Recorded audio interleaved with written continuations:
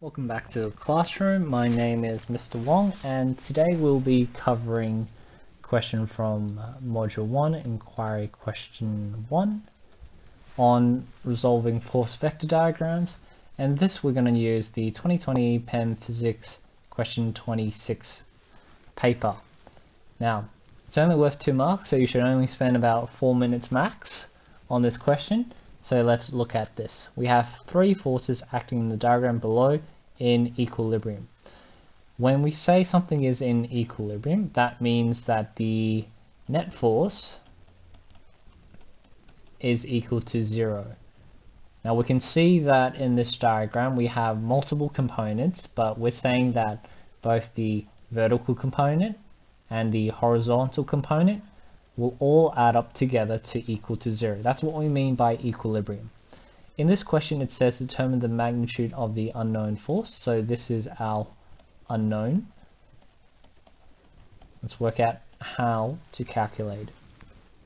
Okay, so to do this we need to firstly split this up into the horizontal and vertical components. On this one, the 75 newtons, we break it up into its respective components. Assuming we've drawn a right angle triangle here, okay, and this cuts down at 90 degrees.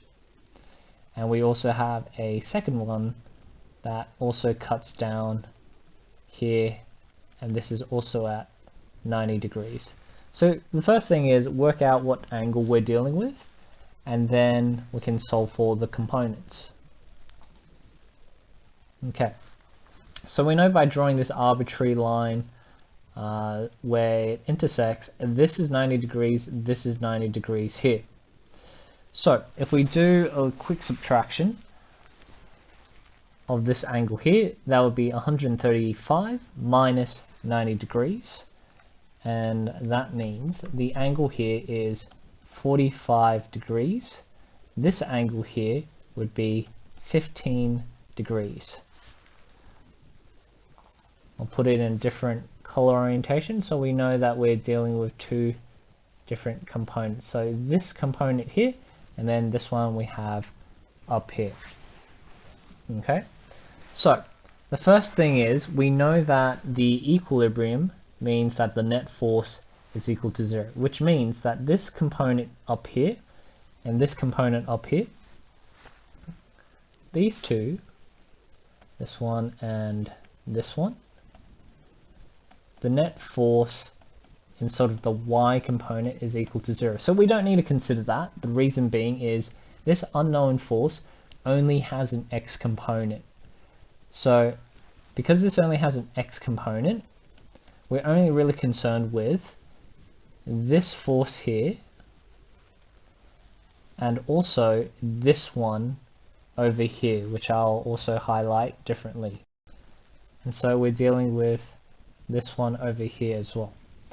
Okay, so let's look at what the equation is to solve for this. We have an angle, we have 75, we have our unknown. Let's call this x. Okay, now we have the, if we're dealing with a right angle triangle, we can use Pythagoras theorem. So we have the hypotenuse, we have the opposite side, so we have sine theta of x at the top, 75 here, and then obviously theta is 45 degrees. And then we have this component here, which is also going to be sine theta, so it's sine 15. We'll call this x2, this is x1, and this is 55 as the hypotenuse.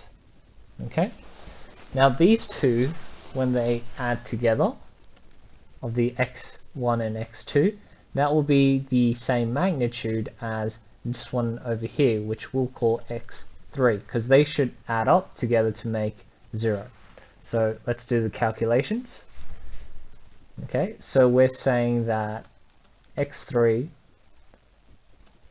or we'll just add up x1 and x2, okay, and that is from sine 45 plus or times 75 plus sine 15 times 55, and that's going to be the 2x components.